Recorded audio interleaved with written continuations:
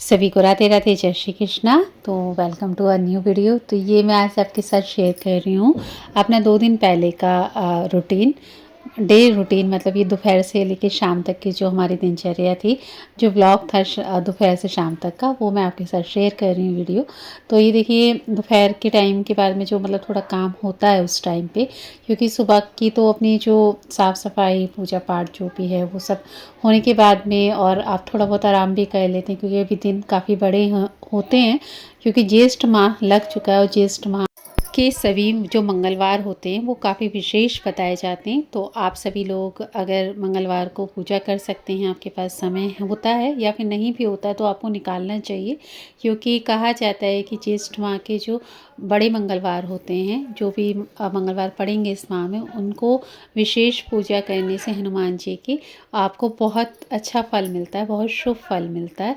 और वैसे तो देखो, हमें पूजा नित्य ही करनी चाहिए, पर अगर हम इस तरीके से कुछ विशेष दिवस पर पूजाएं अच्छे से करते हैं, और हनुमान जी को जो सबसे ज़्यादा प्रिय होता है वो भगवान राम का नाम होता है, क्योंकि हनुमान जी की जो हम चालीसा जी को करते हैं तो उसमें भी कहते हैं ना कि वो रामचरित सुनवे को रसिया, तो उनको ना जो है वो भगवान का नाम बहुत प्रिय है।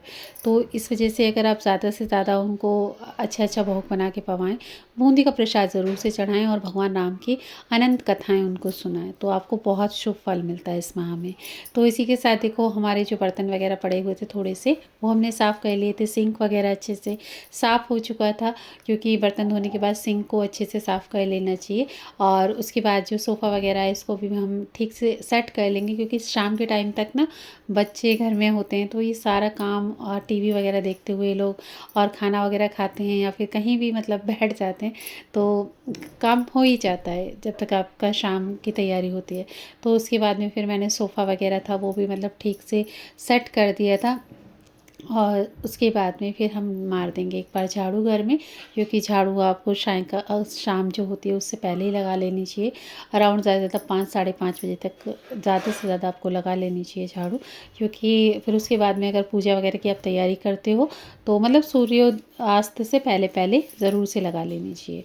और सुबह तो उठते ही मतलब सारे घर में झाड़ू लगानी चाहिए आपको।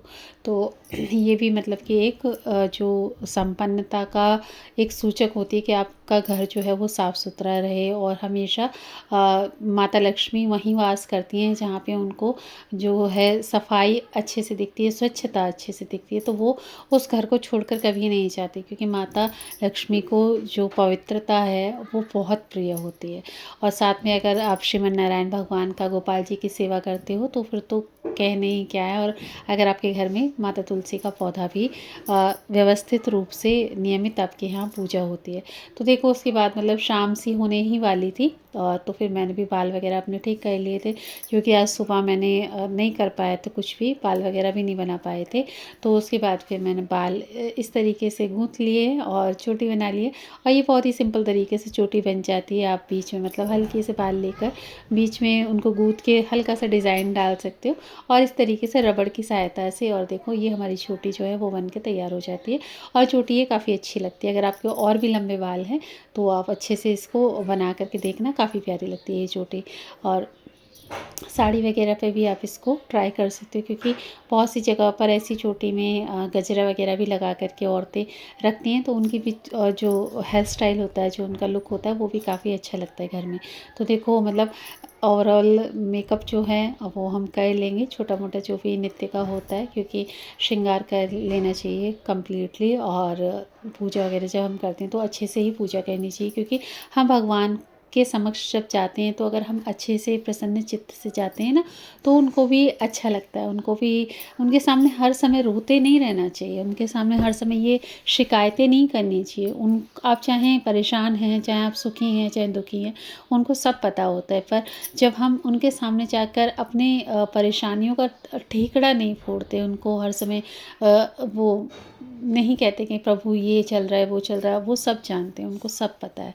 तो इसलिए हमेशा जब भी जाया करें भगवान के समक्ष तो अच्छे से जाया करें, खुश होकर जाया करें, खुश होकर प्रणाम किया करें। बाकी तो देखो वो जगतपति हैं, जगन्नाथ हैं, सब जानते हैं कि किसको क्या परेशानी है, किसको क्या दिक्कत है और किसको क्या देना, वो भी वो भली भांति जानते हैं।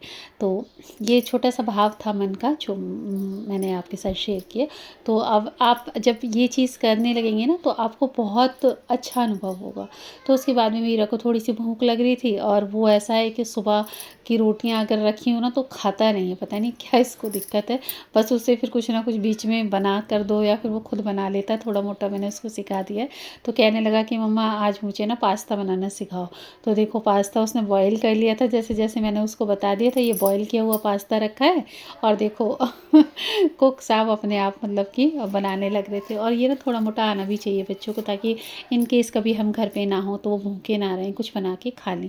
तो इस तरीके से जो सब्जियां वगैरह थी वो कट कर ली थी, शिमला मिर्च वगैरह, हरी मिर्च वगैरह, टमाटर वगैरह, वो सारी ऐड करके और पास्ता हमारा रेडी हो गया था। शाम भी होने ही वाली थी तो उससे पहले थोड़ी सी चाय और बना दी थी, क्योंकि छोटी सिस्टर थी वो भी आ गई थी ऑफिस से, तो उसको चाय दी और पास्ता दिया। लाल जी के लिए मैंने इसमें से नहीं निकाला क्योंकि वीरा ने बनाया था और वो कभी कभी झूठा भी कर देता है बनाते बनाते उसमें से ले लेता, बच्चों की आदत होती है ना इस तरीके की। और तो इस वजह से मैंने ठाकुर जी के लिए इसमें से नहीं निकाला बिल्कुल भी। और उनके लिए अलग ही प्रसाद मैं अब बनाऊँगी थोड़ी देर बाद। पहले उनके लिए दूध लेकर के जाऊँगी प्रसाद के लिए, फिर उनके लिए क्या कहते हैं प्रसाद, जो घर के लिए खाना बनेगा फिर उनके लिए वो प्रसादी बनेगी। आज फ़ोन में ज़्यादा स्टोरेज नहीं था तो ब्लॉग ज़्यादा लंबा शूट नहीं हो पाया।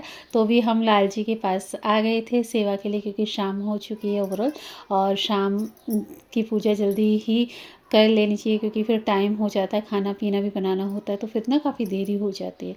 और देखो लाल जी के लिए जो दूध है वो रख दिया था उनके समक्ष, और अब वो आरोग लेंगे दूध अपना। उसके बाद दीपदान जो है वो कर देंगे, क्योंकि दीपदान भी बहुत आवश्यक होता है। और दीपदान आप नित्य किया करो, दीपदान करने से भी संपन्नता घर में आती है। और नियमित रूप से आप सेवा लाल जी की करते हैं, चित्रपट की सेवा है या आपके घर में ठाकुर जी विराजते हैं तो बहुत अच्छी बात है। पर मन से भाव से आप सेवा कीजिए। सभी माह उनके हैं, सभी दिन उनके हैं, बट कुछ विशेष विशेष दिवस होते हैं जिन पे अगर आप अच्छे से उनका सुमिरन, अच्छे से उनको सजा कर संवार कर रखते हो, सुंदर तरीके से विराजमान करके रखते हो, तो वो और अत्यंत प्रसन्न होते हैं। जैसे हमारे प्यारे राधा रमन जो हैं वृंदावन वाले, देखो उनका जब अच्छे से बहुत अच्छे से श्रृंगार होता है ना तो उस दिन उनकी दो दतुइयाँ दिखती हैं। और वो कभी कभी दिखती हैं, ऐसा नहीं है कि हर समय दिखती हैं। ऐसे ही हमारे घर में विराजित हमारे लाला में और उनमें कोई फ़र्क नहीं है एक रत्ती भर भी। जब आप उनको अच्छे से रखते हो तो वो भी ऐसे ही प्रसन्न होते हैं। राधा वल्लभ श्री